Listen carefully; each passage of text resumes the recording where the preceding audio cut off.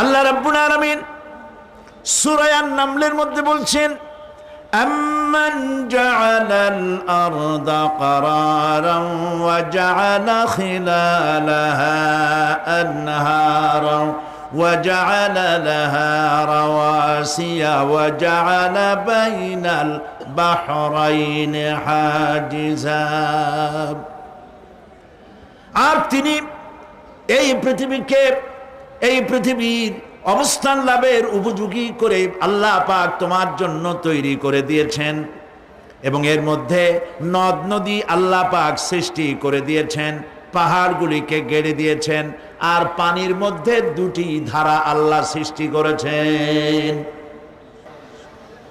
পানির মাঝখানে একটা অন্তরাল সৃষ্টি করেছেন।